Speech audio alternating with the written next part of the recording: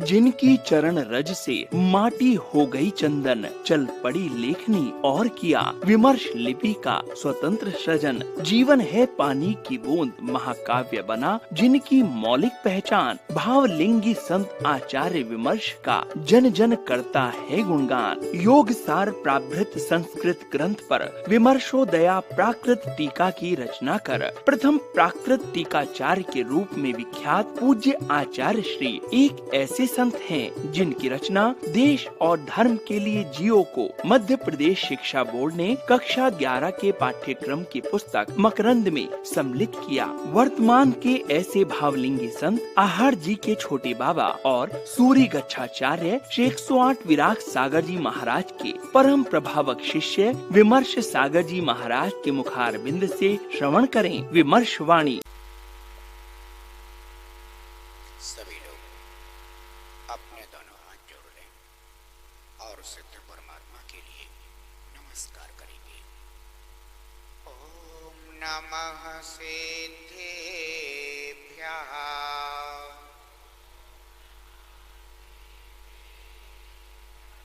ओम नमः सिद्धेभ्यः।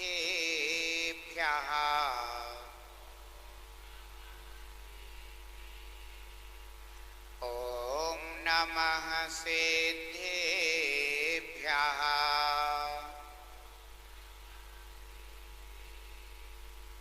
ओम नमः सिद्धेभ्यः।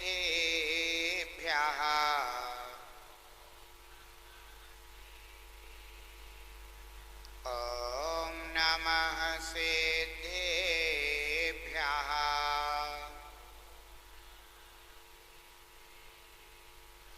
ओम नमः सिद्धेभ्यः।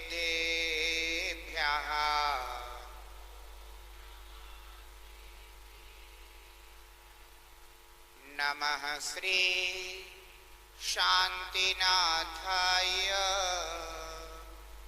जगच्छांति विधायिने कृष्ण कर्मौघ शांताय शांतये सर्वकर्मणां। नमः श्री वर्धमानाय निर्धूतकलिलात्मने सालोकानां त्रिलोकानां यत् विद्यादर्पणायते गुरवः पान्तु नो नित्यं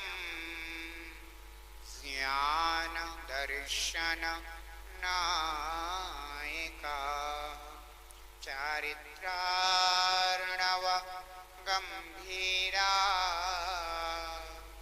मोक्षमार्गोपदेशिका मोक्षमार्गोपदेशिका मोक्षमार्गोपदेशिका।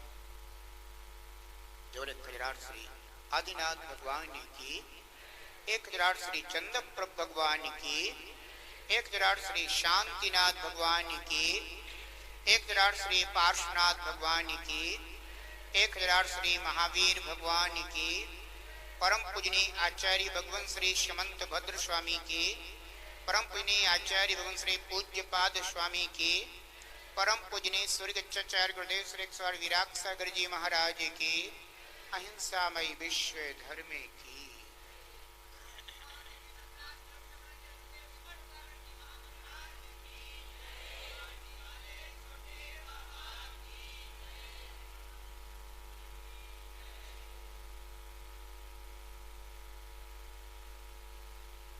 आपके कथित उल्लंघ रहित है अविरोधी भाव सहित। आपके कथित उल्लंघ रहित है अविरोधी भाव सहित। तत्वों का उपदेश करे, तत्वों का उपदेश करे, जिसमें सब जीवों का हित, तत्वों का उपदेश करे, जिसमें सब जीवों का हित। मिथ्या पथ नासी हो, मिथ्या पथ नासी आगम कहलाए रे। जीवन है पानी की बूंद, कब मिट जाए रे। जीवन है पानी की बूंद, कब मिट जाए रे। हानि अनहानि हो, हानि अनहानि कब क्या घट जाए रे। जीवन है पानी की बूंद, कब मिट जाए रे। जीवन है पानी की बूंद, कब मिट जाए रे। जीवन है पानी की बूंद।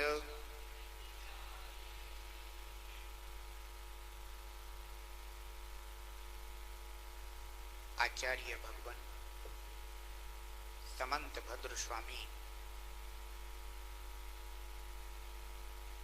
सच्चे आप्त का स्वरूप निरूपित करते हुए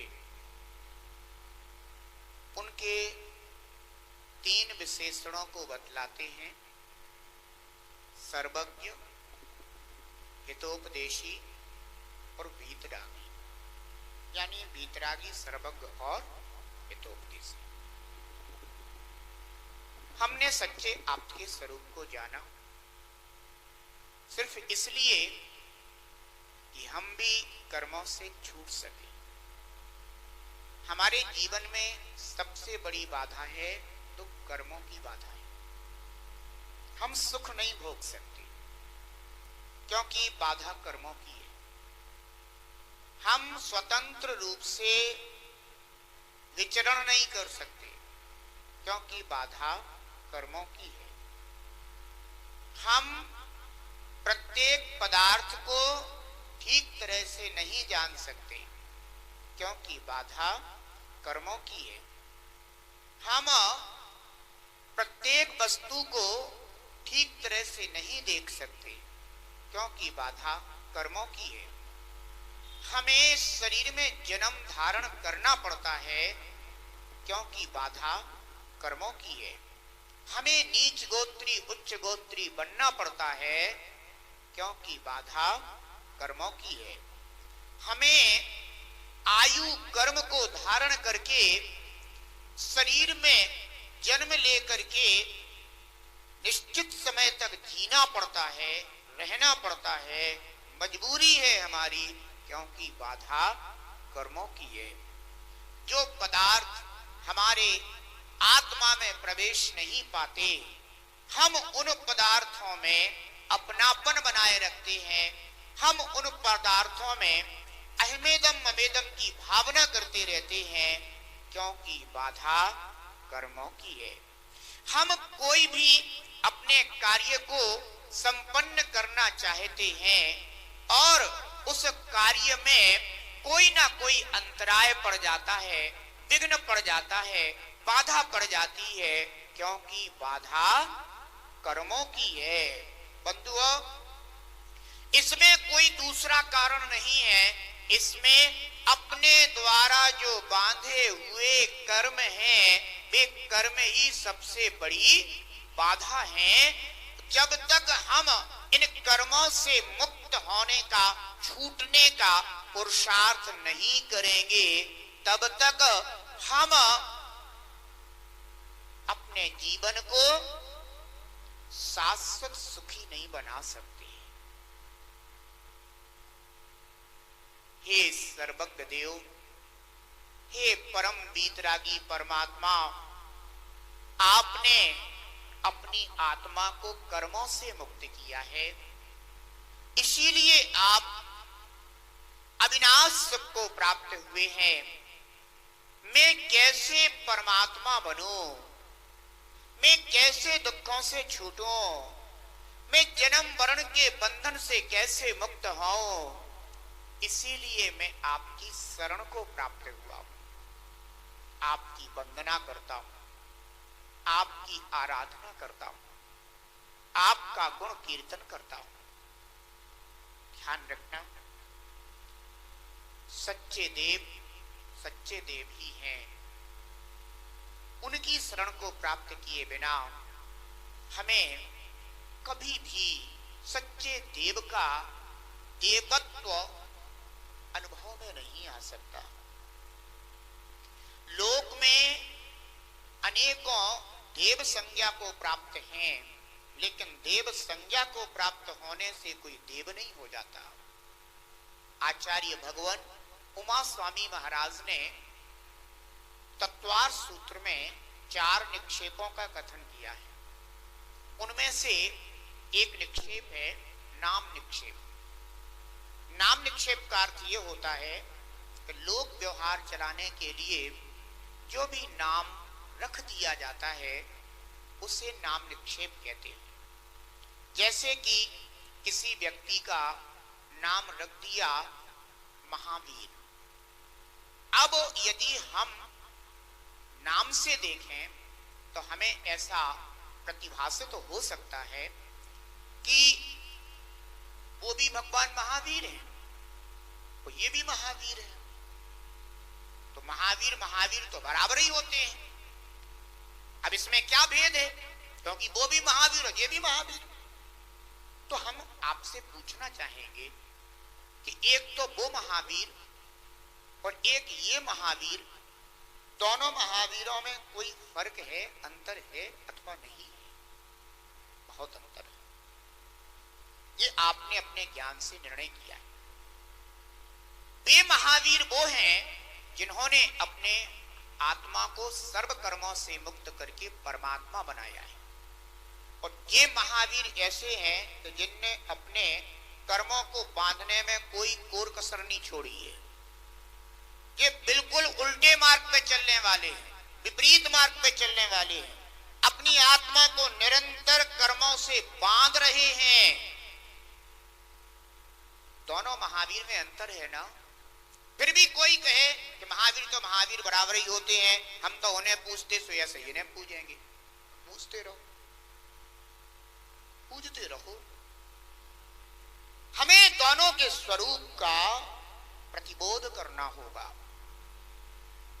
जैसे स्वरूप भाषित होगा तो तुम तुरंत ही जो है ना, नाम निक्षेपधारी संज्ञाधारी महावीर को छोड़ दोगे और गुणधारी महावीर का आश्रय कर लोगे।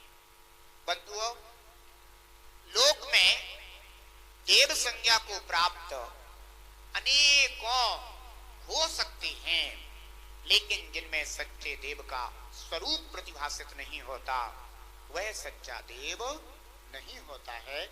यह निर्णय हमें करना ही होगा।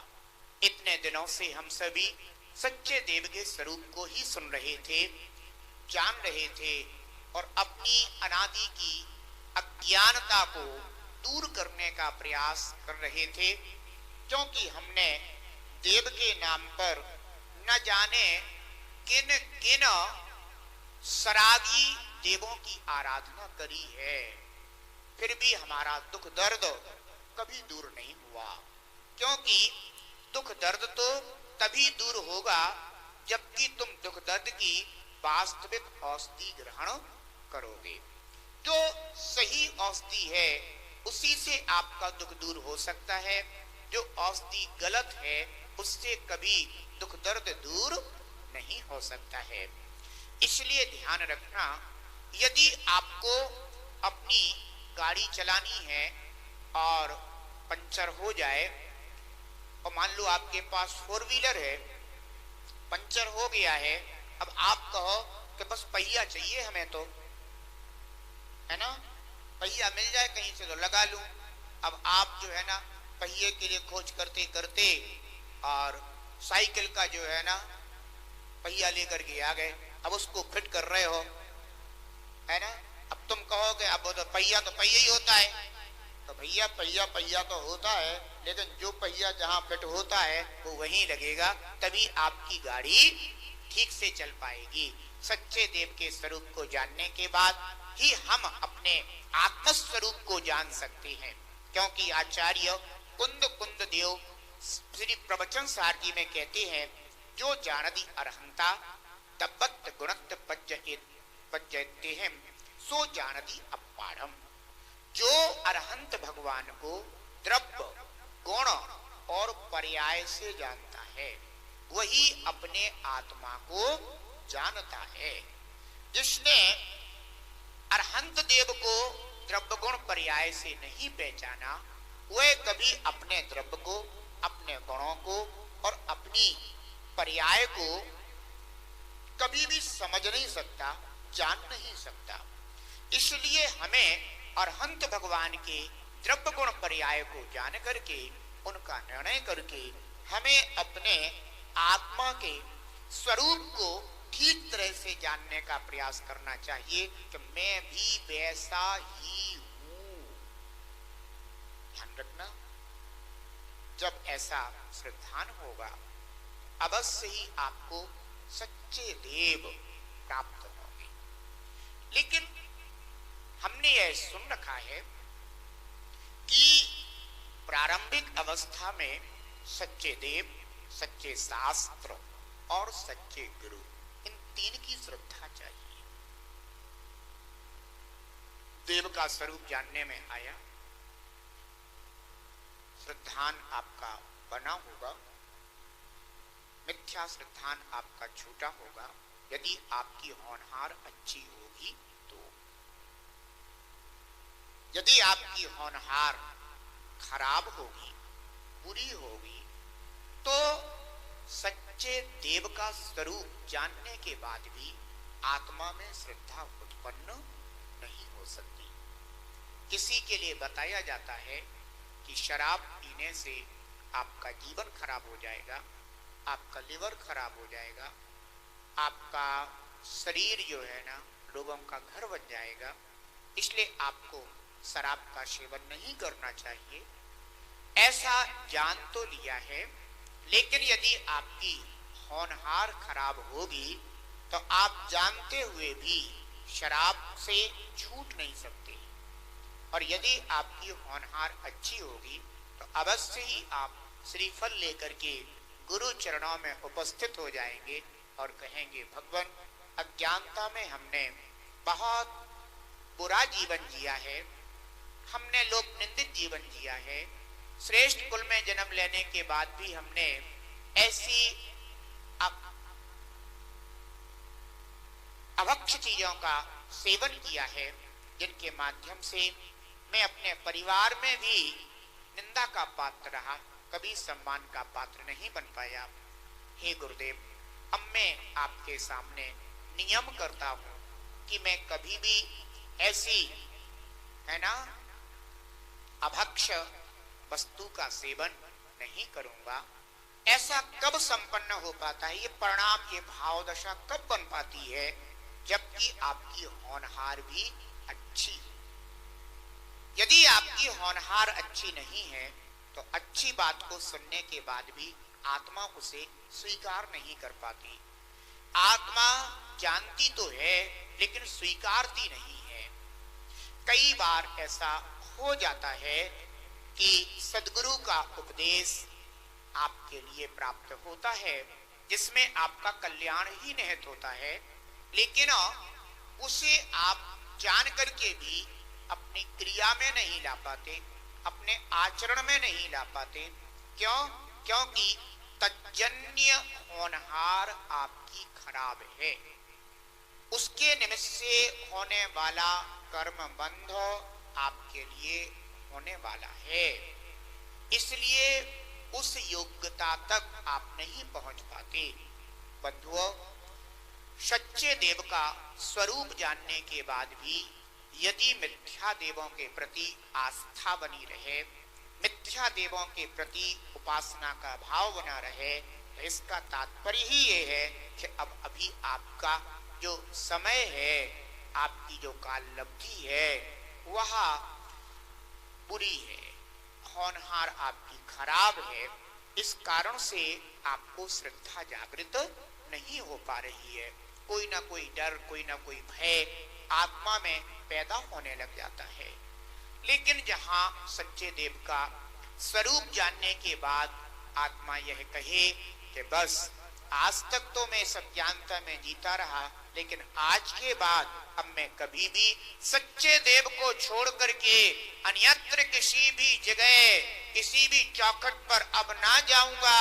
अरे जो होना होगा सो हो जाएगा, मृत्यु से ज्यादा तो कुछ नहीं हो सकता, लेकिन ये मैं जानता हूं कि मेरी कभी मृत्यु होती नहीं है। केवल देह छूटती है, तो देह को छूटने से कौन रोक पाया है? कोई तो बता दे कोई कि देह को छूटने से रोक पाया हो। लेकिन अभी क्या है, हमारी उम्र कम है ना। मैं सोचता हूं कि कम से कम एक अपनी पूरी उम्र तक तो जी लूं।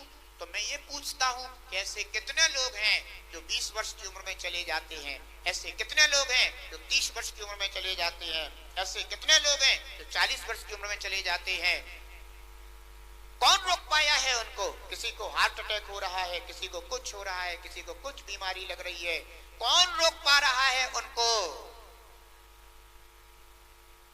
देह को छोड़ने से कभी कोई किसी को रोक नहीं पाया। जब जिसका जैसा समय आ जाएगा, बंधुओं, सारे के सारे साधन एक तरफ धरे रह जाएंगे, उसे कोई रोक नहीं सकता। आदमी क्या सोचता है लेकिन कि पता नहीं मेरा कुछ बिगाड़ हो गया, मैं जल्दी मर गया तो। तुझे अपने अविनाशी स्वरूप की श्रद्धा ही नहीं है कि तू कभी मरता नहीं है, तेरा कभी मरण होता नहीं है। मरण से अगर तुझे डर लग रहा है तो तू प्रति समय मर रहा है। तेरी जाती हुई सांस मृत्यु है और आती हुई सांस तात्कालिक जीवन है। अगर तुझे मरण से डर लगता है तो जाती हुई सांस को रोक ले, और जाती हुई श्वास को रोकेगा तो भी मरेगा, और नहीं रोकेगा तो भी मरेगा। माने तुझे मरना तो निश्चित है, कोई रोक नहीं सकता। फिर भय किस बात का? अरे मरने का अर्थ है कि ये शरीर तेरे से छूटेगा, और बात बिल्कुल पक्की है कि छूटेगा। तू लाख उपाय कर लेना तो भी ये शरीर तेरा साथ देने वाला नहीं, ये प्राण तेरे साथ देने वाले नहीं है। लेकिन इतना जरूर है कि अगर तू सच्ची श्रद्धा कर लेगा तो जो तेरे जीवन में बाधाएं आ रही हैं, ये बाधाएं तेरी जरूर ही दूर हो सकती हैं। ये बात पक्की है। इसलिए बंधुओं, अपने जीवन में सच्चे देव के प्रति सच्ची श्रद्धा जगाइए। बहुत सारे लोग इतने कमजोर हैं, श्रद्धान से इतने कमजोर हैं, वे अनेक प्रकार की बाहरी चीजों से भयभीत रहते हैं, बहुत भयभीत रहते हैं। बंधुओं, एक वर्तमान में सबसे बड़ा भय का कारण जो खड़ा हुआ है, मुझे लगता है कि व्यक्ति जितना आज भूतों से नहीं डर रहा है, उससे भी ज्यादा आज आदमी वास्तु से डर रहा है। ये सबसे बड़ा भूत खड़ा हो गया है।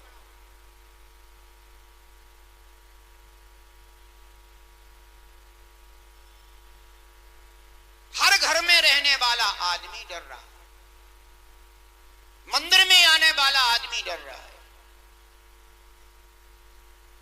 अब ये बता दो कि मंदिर में आने से भी अगर तुम्हें डर लगने लग जाए तो तुम्हारी रक्षा अब कौन करे?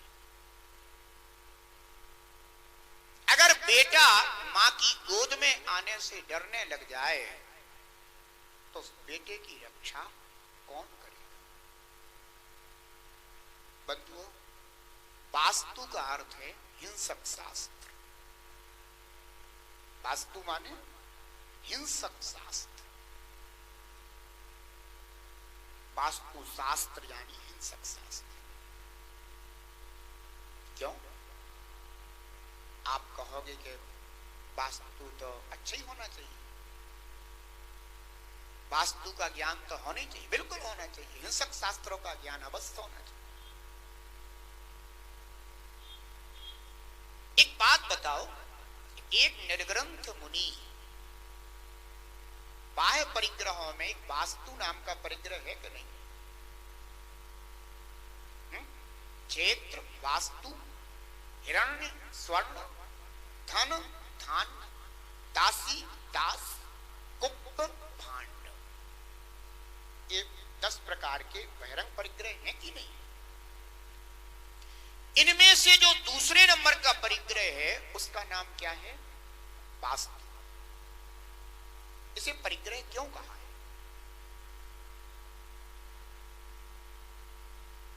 वास्तु माने मकान, वास्तु माने घर।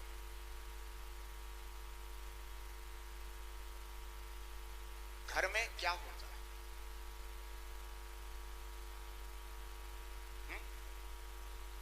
बोलो, तुम घर में रह करके क्या करते हो? पाप करते हो, पुण्य करते हो, धर्म करते हो, क्या करते हो? जब से घर की नींव रखी जाती है ना, तभी से हिंसा शुरू हो जाती है। क्यों? पृथ्वी बहु खोद कर आई, महिला दे के जांगा चुनाई। हे भगवान, मैंने अपने इस जीवन की रक्षा के लिए पृथ्वी का अनेक प्रकार से छेदन भेदन कराया है। महल आदि के लिए जांगा यानी जमीन की चुनाई करवाई है। इसमें मेरे द्वारा महान आरंभ का कार्य हुआ है, और आरंभ हिंसा कहलाता। वास्तु माने हिंसा, वास्तु शास्त्र यानी हिंसक शास्त्र। ध्यान रखना, गजब की बात है कि आज हर किसी को जो है ना, डर किससे लग रहा है? वास्तु, मकान से डर लग रहा है। तो हमारी तरह हो जाओ, है? जहां देखो वहां वास्तु खड़ा है। घर में जाओ तो वास्तु डरा रहा है, मंदिर में जाओ तो वास्तु डरा रहा है, दुकान पर जाओ तो वास्तु डरा रहा है, पड़ोसी के घर जाओ तो वास्तु डरा रहा है, रिश्तेदारों में जाओ तो वास्तु डरा रहा है। गजब हो गया बंधुओं। एक वास्तु शास्त्री एक व्यक्ति के घर पर आमंत्रित हुए, और जैसे ही उनके घर में प्रवेश पाया तो उन्होंने उनके स्वागत के लिए सब तैयारियां कर रखी थी। अच्छे से स्वादु भोजन, पान, व्यंजन सब कुछ तैयार कर रखे थे। जैसे ही घर में घुसे, घर में घुसते ही समझो कि वास्तु शास्त्री नहीं घुसा है, कोई व्यंतर घुस गया है घर में। बेचारे के घर में आराम से जो है ना, सुख शांति से रह रहे थे, व्यापार भी ठीक चल रहा था, परिवार में भी शांति थी, व्यापार में शांति थी, व्यवहार में शांति थी, धर्म ध्यान में शांति थी, सर्वत्र शांति चल रही थी, कहीं किसी प्रकार की कोई भी विडंबना नहीं थी। वास्तु शास्त्री क्या घुसा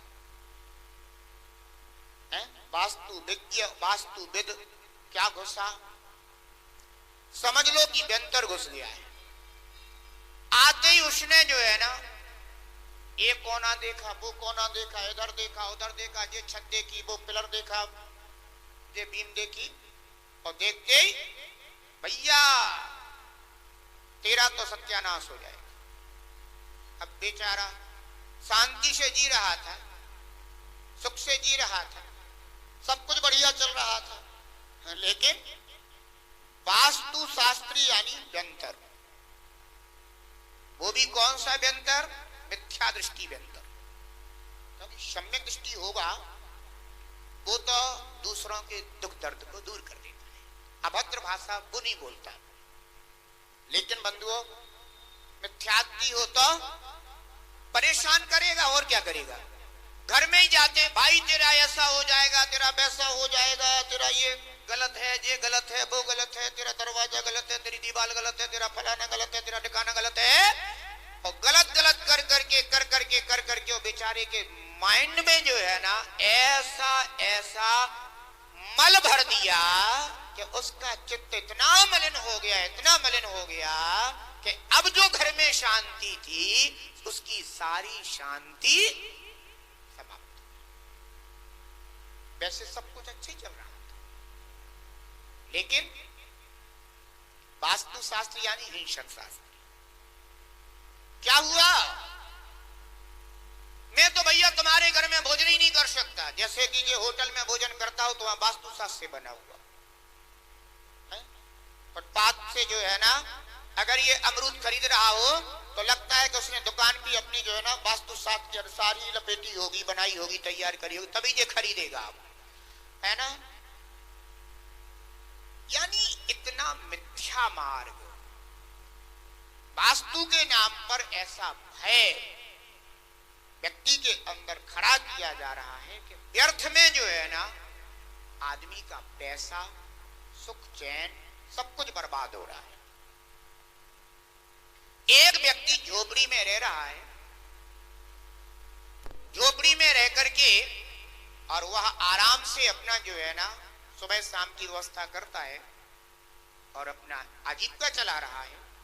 उसी झोपड़ी में रहने वाला उसका बेटा पढ़ लिख करके जो है ना बड़ा हो रहा है, खड़ा हो रहा है, और पता चलता है कि वह अपने देश का राष्ट्रपति बन जाता है। कौन से वास्तु ने बना दिया उसको? अब्राहम लिंकन का नाम सुना? एक गरीब परिवार का गरीब बेटा, जिसके माता पिता अपने बच्चों के लिए, अपने बच्चे के लिए कोई सुख सुविधा नहीं दे पाए, जो अंदर से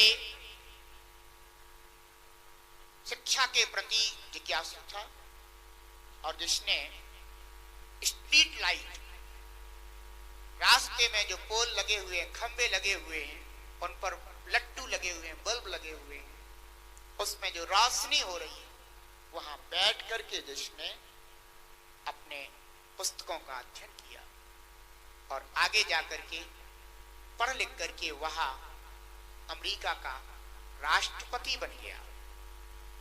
बंधुओं, एक गरीब के घर में पढ़ने वाला वो राष्ट्रपति जैसे पद तक पहुंच जाता है। अपने देश के ही राष्ट्रपतियों को देख लें, अगर लिस्ट देखें तो ऐसे ऐसे राष्ट्रपति मिलेंगे कि शायद जिन्हें अच्छे से छत भी महसूस नहीं हुई, प्राप्त नहीं हुई हो। अभी ये अब्दुल कलाम तो कैसे, अगर उनका भी पूर्व का जीवन देख लिया जाए तो समझ में आ जाएगा कि उन्होंने कितनी गरीबी में अपना जीवन जिया और किस तरह से ऐसे ऐसे राष्ट्रपति हो गए हैं कि जो अखबार बेच बेच करके आगे बढ़े। उन्होंने शिक्षा प्राप्त की और बंधु ऐसे ओहदे तक पहुंच गए। और आज घरों में रहने वाले, अच्छे अच्छे बड़े बड़े बंगलों में रहने वाले, भवनों में रहने वाले, कोठियों में रहने वाले बच्चे पे देखो तो ऐसे गधे, घूमने वाला गधा भी शर्मा जाए। क्यों? क्या उन्हें वास्तु नहीं मिल रहा है क्या? उनको इतनी बड़ी कोठी बनाई है, सब कुछ वास्तु के अनुसार है, तो क्या अब उनके लिए जब वास्तु मिल गया है तो उन्हें तो बहुत बड़ा विद्वान बन जाना चाहिए था। जिनका मकान वास्तु से बना हुआ है उन घरों में तो अब किसी के लिए कभी कोई रोग बीमारी तो होनी ही नहीं चाहिए, क्योंकि वास्तु है सबसे बड़ा देवता है, तो अब तो उसके लिए कोई बीमारी होनी नहीं चाहिए थी। और वास्तु के अनुसार अगर मकान बना हुआ है तो अब उस मकान में तो अब किसी का मरण तो कभी होना ही नहीं चाहिए, क्योंकि वो तो वास्तु के अनुसार बना है। मरण तो इसलिए हो रहा था क्योंकि वो वास्तु के अनुसार नहीं था। है? घर में बीमारियां इसलिए लग रही थी क्योंकि वो मकान वास्तु के अनुसार नहीं था। तो अब तो उनके लिए जो है ना तो अब उस घर में कभी किसी का मरण होना चाहिए, अब ना अब किसी के लिए बीमार होना चाहिए, और घर में तो अब सब जो है ना इतने बुद्धिमान होना चाहिए, तो आपस में अब कभी कोई परिवार में भी तकरार नहीं होगी। तो अब तो लगता है कि वास्तु के अनुसार बने हुए मकान में ही संयुक्त परिवार रहेंगे, अब तो कभी एकल परिवार होंगे ही नहीं, अब तो कभी जो है ना परिवार टूटेंगे ही नहीं, क्योंकि वास्तु के अनुसार है। तो उस मकान में तुम्हारे परिवार में कभी कोई बीमार हुआ है या नहीं हुआ है? तुम्हारे मकान में सभी के बीच में परस्पर में प्रेम है अथवा नहीं है? तुम्हारे अंदर धार्मिकता का उदय हुआ है या नहीं हुआ है? बंधुओं, अनेक तुम वास्तु शास्त्रियों से मिलकर के देख लेना, उनसे पूछ लेना, क्यों भाई तुम रोज मंदिर जाते हो क्या?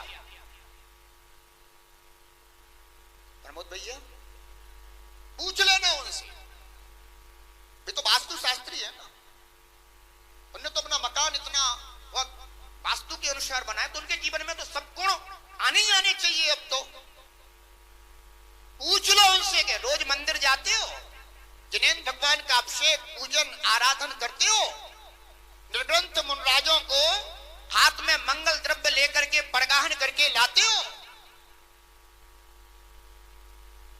बंधुओं, केवल वास्तु के नाम पर इतना ढोंग फैला रखा है, इतना ढोंग फैला रखा है कि बस दूसरों को छलना, दूसरों को छल करके पैसे ऐंठना, बस इतना चल रहा, धंधा चल रहा है बंधु, धंधा। जैसे तुम व्यापार करते हो ना, तुम दूसरों से लेते हो, वे तुमसे लेते हैं।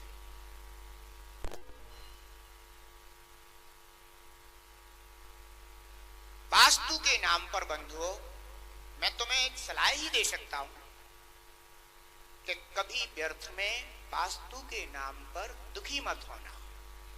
तुम्हें वास्तु मिल गया है, यही तुम अपना सबसे बड़ा पुण्य का उदय समझना।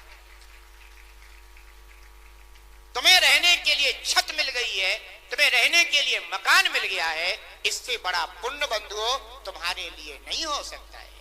लेकिन तुम वास्तु के नाम पर जो ये अपने मकान की तोड़फोड़ कराने में लग जाते हो बंधुओं, इससे बड़ा तुम्हारे पाप कर्म का कोई दूसरा उदय नहीं हो सकता है, क्योंकि साक्षात तुम्हारी बर्बादी सामने दिखाई दे रही है। एक व्यक्ति ने कम से कम 50 लाख रुपए खर्च करके अपना मकान बनवाया। वहां से एक वास्तुविद निर्ग्रंथ मुनि गुजरे, उन्होंने उसके मकान को देख लिया। वास्तुविद होगा तो क्या करेगा, उसकी तो दृष्टि वहीं पड़ी हुई है। कह दिया कि तू बर्बाद हो जाएगा, बेचारा घबरा गया। अब साधु के मुख से अगर कोई ऐसा सुन ले तो वो ये सोचता है कि भैया महाराज ने कह दिया तो मैं बर्बाद ही हो जाऊंगा।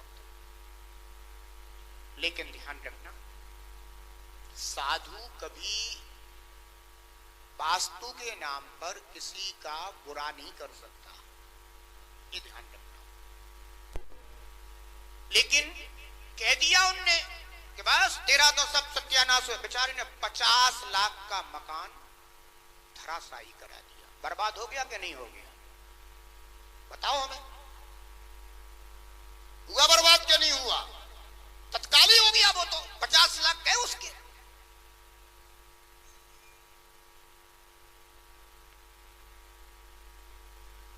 ध्यान रखना बंधु, एक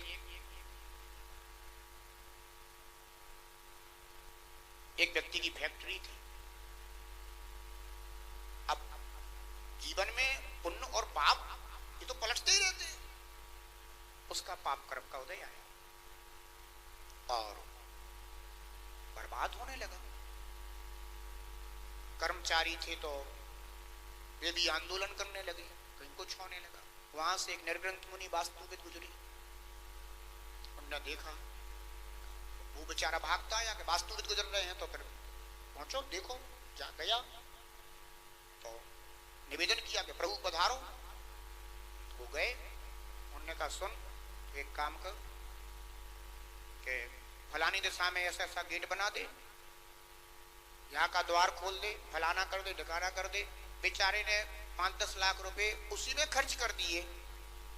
लेकिन जब जिसका पुण्य ही साथ नहीं दे रहा है तो वास्तु क्या साथ दे देगा? वो तो बर्बादी की कगार पर था ही। 5-10 लाख रुपए उसमें खर्च हो गए। फैक्ट्री में कोई सुधार हुआ नहीं, क्योंकि जब पाप का उदय चल रहा है तो द्वार क्या कर लेंगे, दीवारें क्या कर लेंगे। आखिरकार उसे जो है ना अपनी फैक्ट्री बेच करके भागना पड़ा। ना वास्तु काम आया, मणि मंत्र तंत्र बहु होई, मरते ना बचावे कोई। बंधुओं ध्यान रखना, ये ऐसी चीजें हैं कि जिनके नाम पर व्यक्ति भयभीत तो हो जाता है और हर किसी को एक ऐसा अवसर मिल गया है कि आदमी को सताए जाओ। बंधु दुनिया में इससे ज्यादा कुछ नहीं है, बस एक दूसरे को सताते रहते हैं। अगर इकोसिस्टम देखा जाए ना तो बिल्कुल यही है कि इसमें एक निर्बल दूसरे सबल, एक सबल एक निर्बल को दबाता है। प्रभु उसका, प्रभु उसको, प्रभु इसको, वो इसको, है ना। विज्ञान में अगर पूरा का पूरा पारिस्थितिकी तंत्र देखा जाए जो है ना, तो उसमें यही देखने को मिलेगा। हमें कुछ समझ पैदा करना चाहिए। लेकिन हम क्यों आखिर अरहंत भगवान के सच्चे श्रद्धावान श्रावक होने के बाद भी हम इतने भयभीत क्यों हो जाते हैं? हमें ये कहा गया है कि एक सच्चा श्रावक 7 भयों से रहित होता है, लेकिन हम एक वास्तु से इतने ज्यादा भयभीत हो जाते, इतने भयभीत हो जाते हैं कि अपना घर तोड़वा दें, दीवारें खड़ी करवा दें, हैं?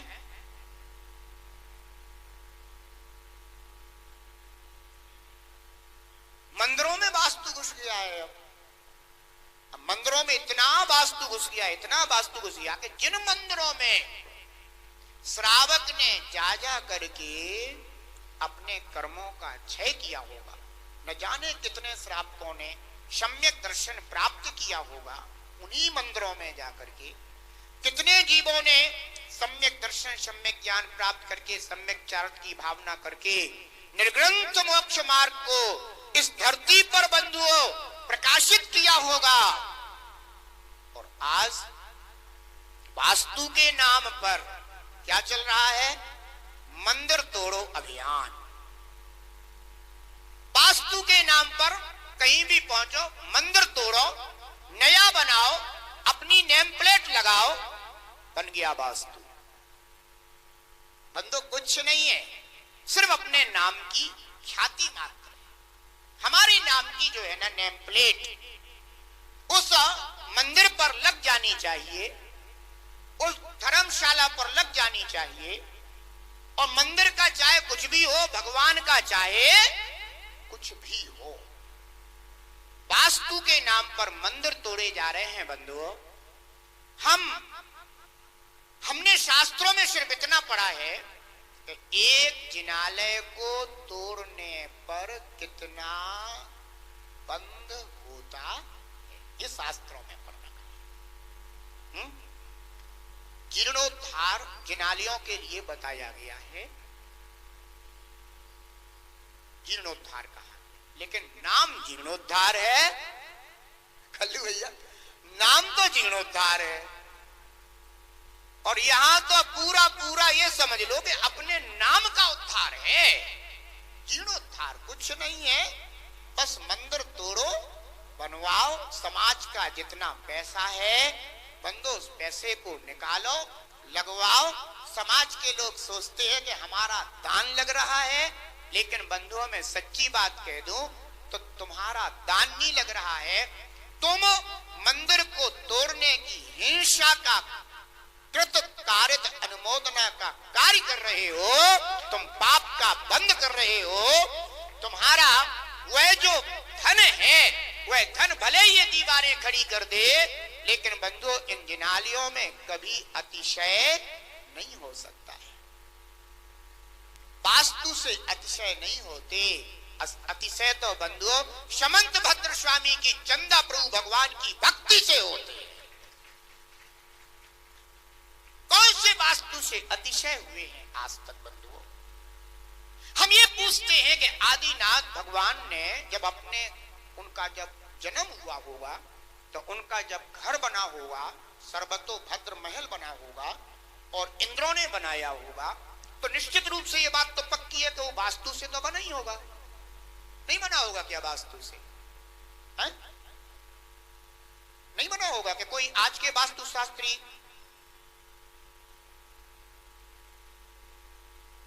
तो वास्तु से बना होगा।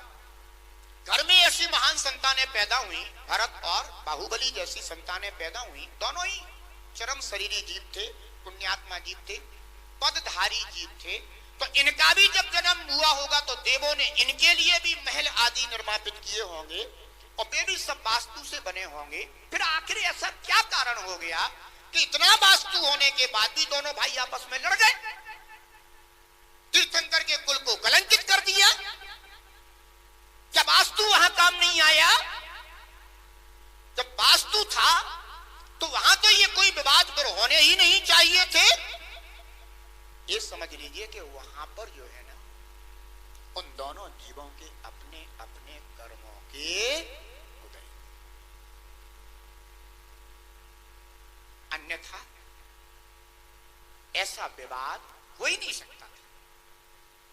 लेकिन आज वर्तमान में मैंने कहा ना, मंदिरों में वास्तु घुस गया। प्राचीन जिनालय जेसीबी के द्वारा ऐसे ढाए जा रहे हैं कि अपने घर की ईंट ढा करके देखते तब पता चलता बंधुओं, जिस घर में तुमने जन्म लिया है ना, और जिन माता पिता ने तुम्हारा पालन पोषण किया है, बच्चे बड़े हो जाते हैं तो न्यू कॉलोनी में अपना नया बंगला खरीद लेते हैं, लेकिन जब उन माता पिता से पूछा जाता है कि तुम कहाँ रहोगे, तो वे कहते हैं बेटा हम तो यहीं अच्छे हैं, क्योंकि हम जानते हैं हमने इस घर में क्या पाया है, हमने इस घर में आज तक क्या नहीं पाया, बेटा हमारे लिए यही ठीक है। ध्यान रखना बंधुओं, कहने का तात्पर्य यह है कि ऐसे ऐसे हमारे भव्य प्राचीन जिनालय वास्तु के नाम पर क्या हो रहे हैं, तोड़े जा रहे हैं। समाज को से जो है ना पैसा खींच करके कितना बर्बाद हो रहा है बंधुओं, शायद ही कोई समझ पा रहा हो इस बात को। बस लेकिन एक वास्तु देवता का भय है ना, ऐसा बैठा हुआ है कि वास्तु ठीक होना चाहिए, वास्तु ठीक होना चाहिए, वास्तु ठीक होना चाहिए। माने हर काम तुम्हारा अब कौन कर रहा है? तुम्हारे जीवन में अगर अशांति आ रही तो किससे आ रही? माने वास्तु ही तुम्हारा सब कुछ करने धरने वाला हो गया। तुम तो कठपुतली हो गए। ध्यान रखो, जिन मंदिर कैसे बनाए जाते हैं। आज बंधुओं, समाज का पैसा कैसे बर्बाद हो रहा। एक दीवार मंदिर की खड़ी हो रही है ना, पता चला ये गलत बन गई है, तोड़ दो, फिर से बनवाओ। कहां गया तुम्हारा दान, कहां गया दान। एक समय ऐसा था बंधुओं कि गृहस्थ श्रावक को मात्र उपदेश होता था, वो स्वयं अपने धन से मंदिरों का निर्माण कराता था, है ना, सिर्फ इसलिए कि मुझे सातिशय पुण्य का बंधन। लेकिन सातिशय पुण्य के नाम पर ऐसा ठगापन चल रहा है, हद हो गई है बंधु। सीधा सीधा बोलना आता है मुझे, तो ज्यादा चिकनी चुपड़ी बातें मुझे आती नहीं है बंधु। मैं तो सिर्फ इतना कहना जानता हूं कि जिन मंदिर, हमारे 9 देवताओं में एक देवता है, हम दूर से भी अपनी छत पर खड़े होकर के अगर मंदिर की शिखर को देख लेते हैं तो वहीं से हम नमस्कार कर लेते हैं। हमारी कर्मों की, है ना, निर्जरा तत्काल प्रारंभ हो जाती है। ऐसे जिनालियों को बंधुओं खूब आसानी से, है ना, वास्तु के नाम पर डर दिखा करके, भय भीत कर करके तोड़ा जा रहा है, खंडित किया जा रहा है और मंदिर खड़े कर दिए, और वो भी केवल काय के लिए, केवल बंधु नाम। चक्रवर्ती हुए वृषभाचल पर्वत पर नाम लिखने जाते हैं, किसका नाम कब तक रहा है, लेकिन नाम की चाह इतनी अधिक हो जाती है कि फिर हित और अहित का भी विवेक नहीं रह जाता बंधुओं। मंदिरों में कुएं हैं, कुएं, ये कुआं गलत दिशा में बना हुआ है, खूब अच्छा मीठा पानी दे रहा है, सबकी प्यास बुझ रही है, अनेकों जीव वहां से पानी ले जाकर के अपना अपना परिवार का भी भरण पोषण कर रहे हैं, निर्गुण साधुओं के लिए भी आहार चर्या संपन्न सब कुछ हो रहा है, लेकिन ये गलत दिशा में बना है, इसको बंद कराना है।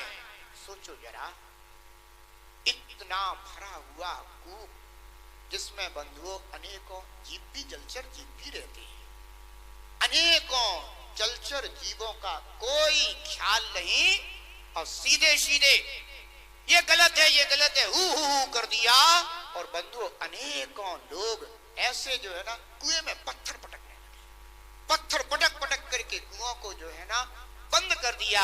उस कुएं में रहने वाले कितने जलचर जीवों की विराधना हिंसा हो गई। कुआं तो बंद हो गया, लेकिन कितने जीवों की विराधना होने के बाद वह कूप बंद हुआ होगा। ये पाप कर्म किसको बंद रहा है? करने वाले को बंद रहा, कराने वाले को बंद रहा, या साथ में अनुमोदना करने वालों को भी बंद रहा? जैन धर्म यही कहता है, कृत कारित अनुमोदना का फल बराबर होता है बंधुओं। एक मुनराज की निंदा कर दी किसने? श्रीपाल ने पूर्व पर्याय में, और 700 ने उसकी क्या कर दी? अनुमोदना कर दी। 700 को, सबको जो है ना एक जैसा कर्म बंध को प्राप्त हो गया। जिनने कूप में पत्थर पटके हो, मिट्टी पटकी हो, हैं, उनमें रहने वाले कितने जीव नहीं रहते हैं कुएं में? कछुए, कितने कितने प्रकार के जीव जो है ना, जलचर जीव उनमें रहते हैं। जल स्वयं अपने आप में एक जीव है। सारे जीवों की जो है ना विराधना हो गई, हो गया जो है ना वास्तु के नाम पर जीर्णोद्धार, विकास हो रहा है, विकास हो रहा है। बंधुओं, ये मंदिरों में जिस तरह का कृत्य हो रहा है, ये बहुत ही हिंसक कृत्य है बंधुओं। वास्तु सिर्फ हिंसा पैदा करता है, तोड़ फोड़ पैदा करता है बंधुओं। मैं तो सिर्फ इतना ही कहना चाहता हूं कि वास्तु के नाम पर जो है ना, कम से कम अपने आप को अधर्मी ना बनाएं। वास्तु के नाम पर हम अपने आप को हिंसक ना बनाएं। हम अपने परिवार की शांति के लिए उपाय करें। एक समय ऐसा था बंधुओं कि जब भी कोई ऐसी परिवार में अशांति होती थी तो पूरा का पूरा परिवार एकत्रित होकर के जिनेंद्र भगवान के सामने उपस्थित होता था और जिनेंद्र भगवान की महापूजा रचा करके अपने परिवार की शांति का उपाय किया करते थे। लेकिन अब ऐसे उपाय तो निरर्थक हो गए हैं, ऐसे उपाय बताए भी नहीं जाते। अब तो सीधा उपाय बताए, तेरा वास्तु गलत। कितना पैसा बर्बाद, हिंसा का कार्य है बंधु। वास्तु शास्त्र यानी हिंसक शास्त्र। वास्तुविद माने हिंसा के विषय में पूरा ज्ञान रखती है। वास्तुविद माने हिंसा के विषय में पूरी जानकारी है कि कैसे हिंसा करानी चाहिए, कैसे हिंसा करनी चाहिए। और वास्तु के नाम पर जो वास्तु प्रेमी है वे मात्र हिंसक प्रेमी है बंधु, हिंसा प्रेमी है। ध्यान रखना, वास्तु के नाम पर जिन प्रतिमाओं के साथ भी छेड़खानी, शायद पता नहीं इनका कितना महान पाप होता है, लेकिन अज्ञानता की हद कहां तक कहें, है ना।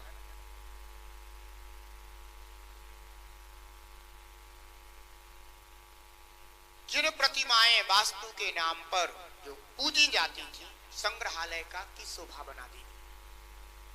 वो सोचिए जरा, अंजना ने पूर्व पर्याय में जो है ना, है थोड़ी सी देर के लिए जिन प्रतिमा को छुपा दिया था, उससे उसको कितना कर्म बंद हो गया। पूज्य प्रतिमाओं के साथ ऐसा दुर्व्यवहार, उस समय इतना कर्म बंद हो रहा होगा, चाहे करने वाले हों, चाहे कराने वाले हों और चाहे अनुमोदना करने वाले हों बंधुओं। इसके नाम पर तो महान पाप कर्म का बंद होगा। करते समय ख्याल नहीं आता। अंजना के जीव ने जब ऐसा कृत्य किया था तब वो अपने अहम में था, उसे ख्याल नहीं आया कि इस समय मुझे कितना कर्म बंद होगा। लेकिन जब उदय में आया और 22 वर्ष जब उसने उस कर्म को भोगा, तब आत्मा कैसे रोई होगी, आत्मा कैसे दुखी हुई होगी। बंधुओं, मैं सिर्फ इतना कहना चाहूंगा कि हम अध्यात्म शास्त्री बने, हम अध्यात्म शास्त्रों का अध्ययन करें, हम आगम शास्त्रों का अध्ययन करें, लेकिन हम इन हिंसक शास्त्रों में पढ़ करके इन हिंसा की क्रियाओं से बंधुओं दूर रहने का प्रयास करें। आप अपने पुण्य से आप अपना मकान बनाइए बंधुओं। आपका जो मकान होगा बंधुओं, उसी मकान में आपको सुख चैन शांति प्राप्त होगी। उसी छत के नीचे आपको बंधुओं शांति मिलेगी। क्यों? क्योंकि वह छत आपके पुण्य से तैयार हुई है बंधुओं। लेकिन अगर आप ये सोचते हैं कि वास्तु के नाम पर हम ये ठीक करा लें, वो ठीक करा लें, सब ठीक हो जाएगा, तो मुझे सिर्फ ये बता दें कि अब कोई कभी बीमार नहीं पड़ेगा। वास्तु करे के विषय में यही तो बताया जाता है कि तुम्हें बीमारी का कारण ये, तुम्हारे घर में मरण का कारण ये, तुम्हारे घर में फलाने का कारण ये, तुम्हारे घर में बच्चे उन्नति नहीं कर पा इसका कारण ये। अगर इन सब का कारण एक वास्तु ही है तो फिर अब तो उस घर में, या मान लो मंदिर वास्तु से बन गया, तो अब उस समाज में कभी किसी का मरण नहीं होना चाहिए, कभी किसी के लिए रोग बीमारी नहीं होना चाहिए, सबका व्यापार फिर तो खूब फलना फूलना चाहिए। लेकिन बंधुओं, ये 3 काल में भी संभव नहीं है, क्योंकि सब जीव अपने अपने कर्म पूर्व में बांध करके आए हैं। अपने अपने कर्म के अनुसार उन्हें वैसे फलों की प्राप्ति होगी। कभी कोई किसी वास्तु के अनुसार कर्म फल नहीं देते, ध्यान रखना है। कर्म फल वास्तु के अनुसार नहीं देते। इसलिए हमें अपने जीवन में सच्ची वाणी को सुन करके सच्चे मार्ग को अपनाने का प्रयास करना है। सम्यक दृष्टि बने, जिनेंद्र भगवान के सच्चे श्रद्धानी बने। भय सम्यक दृष्टि को नहीं होता। सम्यक दृष्टि तो ये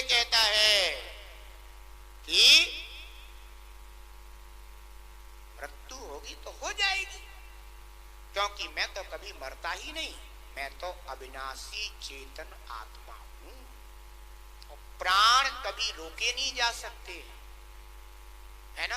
अगर तुम इसको रोकने में तुम समर्थ हो तो रोको ना अपनी श्वास को। फिर ये जाती हुई श्वास मृत्यु है तुम्हारी, इसको आदिची मरण शास्त्रों में कहा गया है। कौन सा मरण?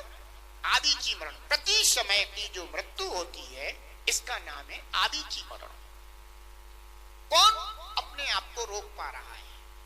इसलिए बंधु, डरने की बात नहीं है, भयभीत होने की बात नहीं है। वास्तु शास्त्री को कभी घर में घुसने मत देना। अगर सुख चैन से रहना है तो सच्ची बात कह रहा हूं, अगर सुख चैन से रहना है तो मत घुसने देना। और आकर के फोकट की सलाह देने लग जाए तो कहना जरूरत नहीं है हमें इस चीज की, क्योंकि हमारा पुण्य जब तक हमारा साथ दे रहा है तब तक कोई मेरा बाल भी बांका नहीं कर सकता। और जिस दिन मेरा पुण्य क्षीण होने लग जाएगा तो अपने आप ही ऐसे निमित्त मिलने लग जाएंगे, अपने आप ऐसे कारण उपस्थित होने लग जाएंगे, उस समय भी मैं कुछ कर नहीं सकता। ध्यान रखना बंधुओं, कहने का तात्पर्य है कि जिनेंद्र सच्चे देव पर सच्ची श्रद्धा रखें, और जिनेंद्र देव की जो वाणी है वही सच्ची जिनवाणी है। सच्चे देव का स्वरूप तो जान लिया, अब सच्चे शास्त्र का स्वरूप आचार्य भगवंत कह रहे हैं कि सच्चे शास्त्र क्या है। तो अब आज तो अपना समय हो रहा है, कल अपन देख लेंगे, लेकिन इतना ही कह रहा हूं कि जिनेंद्र देव की वाणी ही सच्ची वाणी है ना। लोक वाणी जनवाणी नहीं हो सकती है। लोक हिंसक शास्त्रों की वाणी जनवाणी नहीं हो सकती है। अपितु जिसमें हमारा आत्महित हो और जिसमें पर का भी हित हो, बस वह जिनेंद्र वाणी ही सच्ची जनवाणी कहलाती है। अवश्य ही आप अपने जीवन में जो इस तरह की, है ना, विडंबनाएं खड़ी हो रही हैं, इन सब से बचेंगे, अपने को भी बचाएंगे और अपने जीवन को सुख शांति पूर्वक जीने की कोशिश करेंगे। धर्म आपकी आत्मा में हो, आपके घरों में भी धर्म का, है ना, प्रकाश फैला रहे, घर घर चर्चा रहे धर्म की। बंधुओं, यही मेरा आप सभी के लिए मंगल आशीर्वाद है। वास्तु से घबराना मत, वास्तु मिल जाए बस यही हमारा पुण्य है। और अच्छे धर्म ध्यान को करते रहना बंधुओं। कोई वास्तु किसी के लिए परेशान नहीं कर सकता। मैंने कल कालसर्प योग की बात कही थी ना, है? एक बालक था, मैं शिवपुरी चातुर्मास कर रहा था, तो मेहरौनी चातुर्मास मैंने किया था। एक परिवार जुड़ा हुआ था, आस्था रखता था, वो परिवार इंदौर पहुंच गया। तो मैं शिवपुरी चातुर्मास कर रहा था, तो उस परिवार का एक बालक था जो सीए कर रहा था। तो उसने किसी को दिखा दिया होगा अपनी कुंडली फुंडली, तो उन्होंने देख ले होंगे कि जो 6 घर और जो फलाना और इसमें इतने जो है ना बैठे हुए हैं, सब देख। तो उन्होंने कह दिया कि वो तुम्हारा जो है ना कालसर्प योग चल रहा है और तुम इसमें सफल नहीं हो सकते। तो वास्तव में 1 साल वो सफल नहीं हुआ, परेशान। तो अब वो दूसरी साल पर हमारे पास आया, उसने कहा चलो भैया गुरुदेव के पास चलते हैं। तो आ गया, तो आकर के बोला मुझसे, गुरुदेव हमारी कुंडली में जो है ना कालसर्प योग है और मैं इस कारण से जो है ना सीए के उसमें सफल नहीं हो पा रहा हूं, तो आप आशीर्वाद दे दीजिए, क्या करूं, जो है ना कौन सी पूजा कराऊं, कौन सा क्या कराऊं। मैं उसकी बात सुनता रहा। मैंने उससे कहा कि एक बात बता, तुझे अपने गुरु पर यानी मुझ पर तुझे श्रद्धा है या नहीं है? तो बोला गुरुदेव मुझे अपने गुरु पर यानी आप पर पूरी श्रद्धा है, मैंने कहा अगर तुझे पूरी श्रद्धा है तो कोई कालसर्प तेरा बाल भी बांका नहीं कर सकता।